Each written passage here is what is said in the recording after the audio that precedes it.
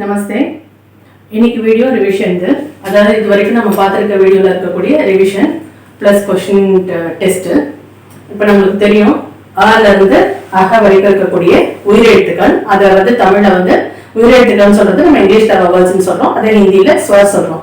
ஸ்வர் letters அப்படின்னா அ, ஆ, இ, ஈ, உ, உ, ரி, ஏ, ஐ, ஓ, ஔ, அம், அஹ. இந்த அம் அஹ தவிர்த்து இந்த 11 எழுத்துக்களை உயிரெழுத்துக்கள்னு சொல்றோம். இந்த அம் அஹக்கு அயோகுவான்னு பேரு. அதுல இந்த ஸ்பெசிபிக்கா இந்த அம்முன்ற இந்த எழுத்து வந்து அனுஸ்வா, அஹன்ற எழுத்து விசர்கு, அவ்வளவுதான். அப்ப இதெல்லாம் என்னன்னா இதெல்லாம் குறியீடுகள் நமக்கு தெரியும். ஒவ்வொரு எழுத்துக்கான குறியீடு இங்க இருக்கு.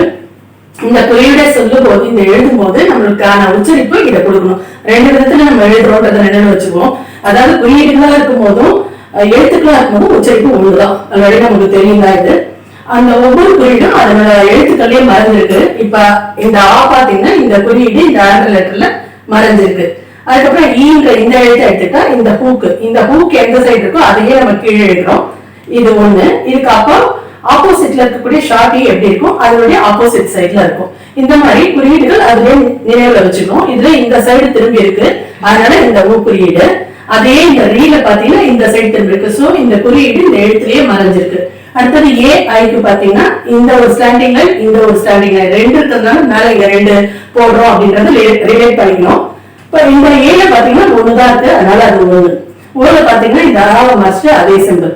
அடுத்தது அவல பாத்தீங்கன்னா ஆவ மறைச்சா இந்த ஒரு 2 லைன் வந்து நமக்கு மறைஞ்சிருக்கு. அம்முன்ற இடத்துல ஆவ மறைச்சு பார்த்தா இது அதேதான் ஆகாரியம். சோ குறியீடுகள் அந்த எழுத்துலயே மறைஞ்சிருக்கிறதுன்றத ஞாபகம் வச்சுக்கணும். ஏ ஐ இதை எழுதும் போது மேல ஐன்னு சொல்லும் போது எழுத்தா எழுதும் போது ஒரே ஒரு ஸ்டாண்டிங் லைன் இருக்கும், ஆனா குறியீடா எழுதும் போது 2 இருக்கும்.